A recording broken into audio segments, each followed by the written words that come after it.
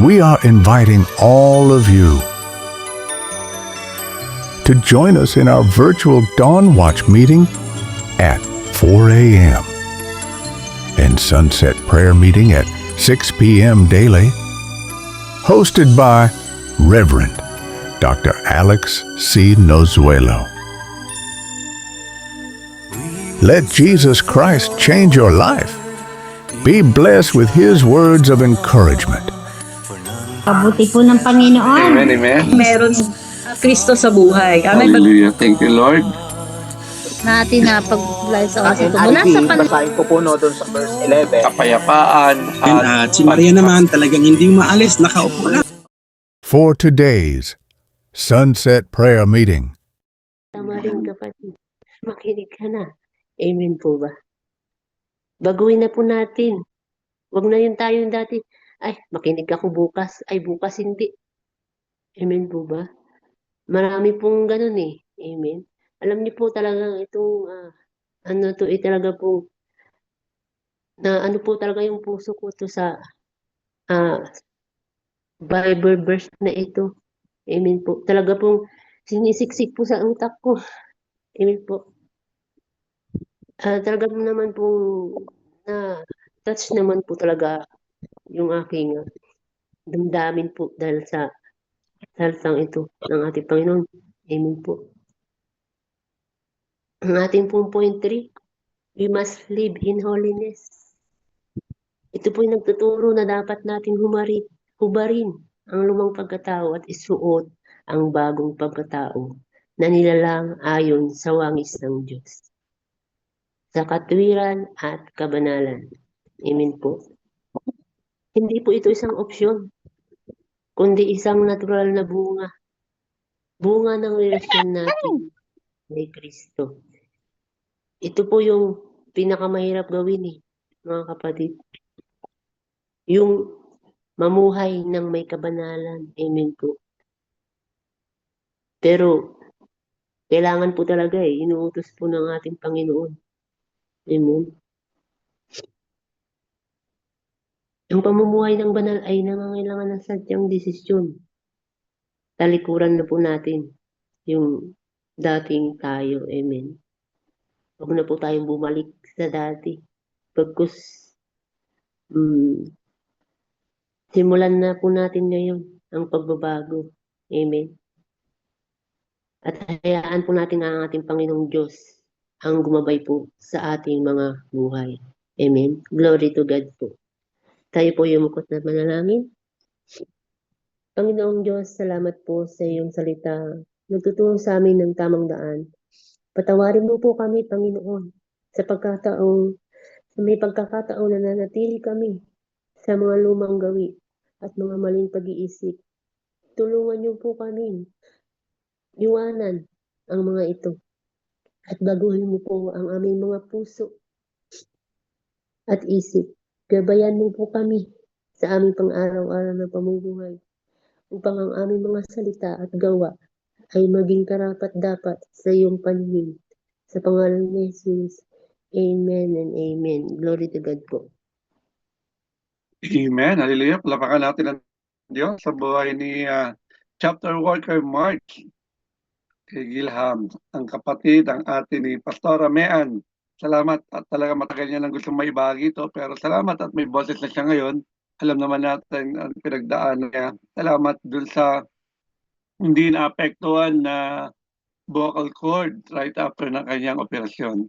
Kapatid ko sa Panginoon, tamang sinabi ng ating tigapagayag ng salita ng Diyos, hindi basihan na ikaw ay tagumpay dahil marami kang pera o malaking bahay mo, maganda negosyo mo, o mataas ang position mo, o tanyag ka.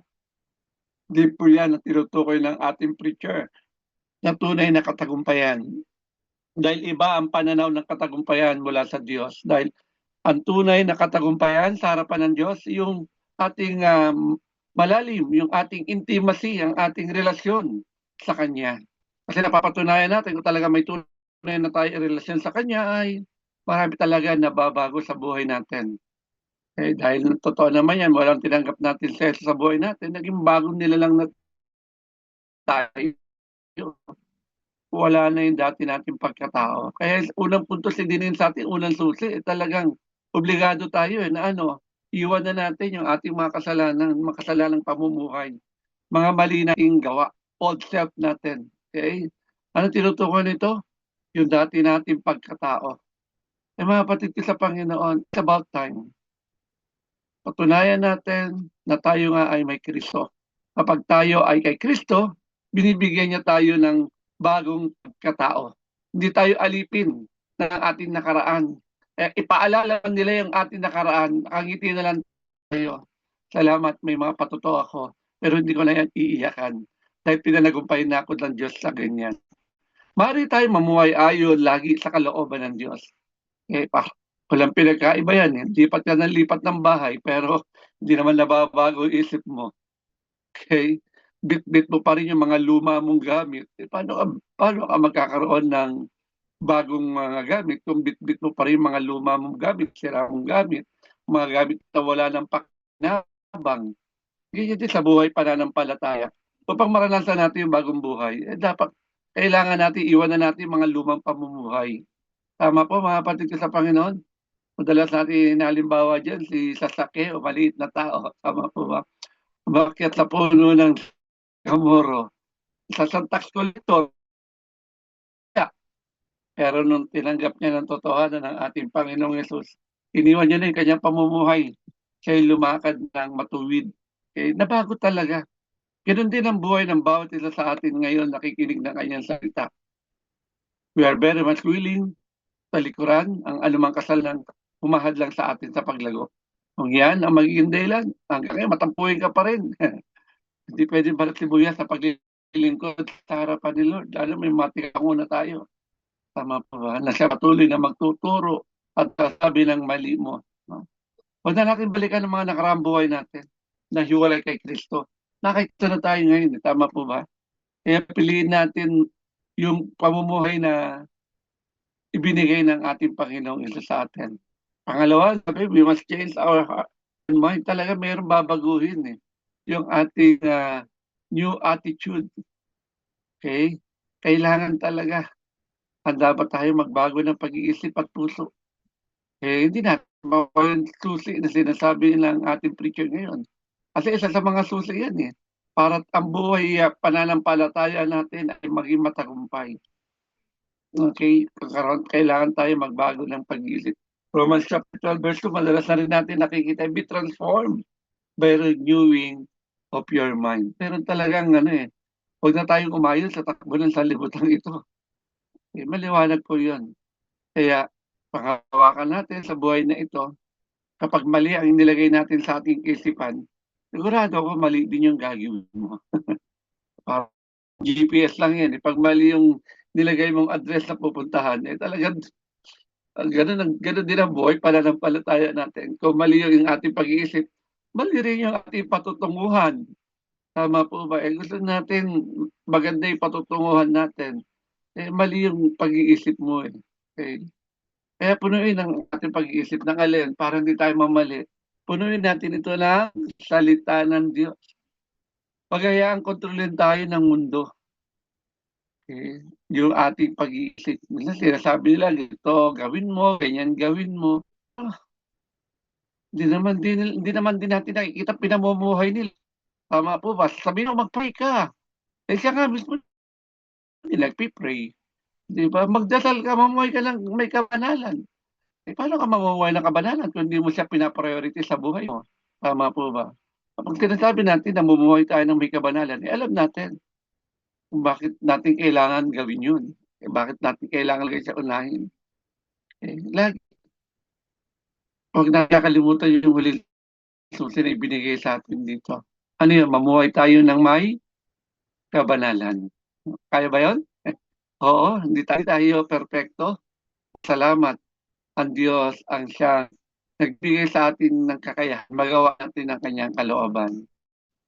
Kaya ang tunay na matagumpay na Kristiyano, tandaan natin to, ay nagsisikap mamuhay sa katuwiran at banalan sa tulong ng banal na Espiritu. Tandaan po natin yan, with the help of the Holy Spirit. Huwag ka na mga tuwiran. Tuwiran pa, mali lang Amen. Huwag mo nang tanongin yung opinyon ng tao. Nakasulat naman na eh. Hindi po ba? Nasa banal na kasulatan na. Bakit iaas mo pa sa tao yung gagawin mo? Tama po. Huwag kang mag-alala, may una nang nagbasa sa'yo. Amen. Matuturo ka sa naranasan nila eh. Tama po ba? Kaya ka pa ba matututo doon sa mga taong hindi pa nakakaranas ng mga dilubyo? Para kang nagtanong doon sa, sabi, tapo dito nakatira si ganito. Eh, sasabihin sa inyo ng tao, pasensya na po, bago lang po ako sa lugar na ito. Mali na naman yung tinanungan mo. Eh magtanong ka doon sa talagang tiga roon, na lahat yata ng tao doon kilala niya. Tama po ba? Ganun din sa buhay pananampalataya natin. Para malakaran natin ang kabanalan mula sa Diyos. Eh tingnan mo, sino ba first priority mo sa buhay mo? Trabaho mo? Pamilya mo? Hanap buhay mo? O si God? Amen. Kung sinabing humayo, humayo. Hindi yan burden. Pribileyo yan. So talaga nakakapagod kapag kasama si pastor eh. Punta dito, punta roon. Para bagang wala na yatang ginawa para iniisip ni pastor kundi makahayo lang eh. Pero yun talaga yung buong katungkulan ng tao. To serve God. Nothing more, nothing less. Unahin mo siya, lahat idadagdag niya sa'yo. Tanda mo yan, tinawag tayo ng Diyos. Mamuhay ng may kabanalan. Sapagkat siya mismo ay banal. God is holy. Anong sabi doon? Be holy because I am holy. Yan ang sabi ni God sa 1 Peter chapter 1 verse 15 to 16. Kaya tandaan natin mga kapatid sa Panginoon, kahit anong gawin natin, paputiin siyang maruming damit. Kahit gaan ito pag-iingatan isuot. Okay? Kung wala naman yung pag-iingat ng Diyos, kapatid, marurumi at marurumihan ka pa rin. Tama po ba? Para kang baboy na nilublob sa hindi mo sasabihin, hindi ako marurumihan dito. Marurumi at marurumihan. Pero salamat sa kahabagan ng Diyos. Patuloy niya tayong iniingatan. Mamuhay tayo na ma-integrate sa buhay natin ito, sa ating work. Okay? Makitaan tayo. Hindi yung nasa work mo, hindi nila alam na pastor ka pala, hindi nila alam born again ka pala, hindi nila alam manggagawa. Ano ka doon, secret agent? So kaya maingay, born again ako. Ligawan mo, you're a Christian. Palataya ka. Okay? Iutan na natin ang anumang nasira sa ating patotoo. Okay? Ano patotoo mo? Sinasabi mo may Lord ka, may Diyos ka. Sabi mo, sa puso ko, nandito naman, hindi naman siya nawawala. Eh, patunayan mo na hindi siya nawawala sa buhay mo. Simba ka, matid ka sa ganitong gawain. Ewan ko lang kung hindi ka lumalim sa pananampalataya mo. Pero mo, araw may dalawa kang preaching na marinig. Kung pahalagahan mo. Pero hindi eh. Di ba tinatapos? Kaya tandaan natin mga kapatid ko sa Panginoon, ang tunay na successful na buhay ay hindi nasusukat. Sabi ng preacher natin, sa dami ng iyong titulo, sa galing mo, sa dami ng pera mo. Okay? Okay, ang tunay na tagumpay sa mata ng Diyos ay ang buhay na talagang binago ni Kristo. Patuloy lumalakad sa kanyang kalooban. Amen? Muli, palapakan natin ng Diyos. Thank you for watching. Celebrate with us at Shabbat Shalom every first Friday of the month at 5:30 in the afternoon, and monthly pastors gathering every third Friday of the month at 5:30 in the afternoon. Join us at Zoom. Watch our videos via YouTube, Facebook, and Spotify. Thank you, and God bless.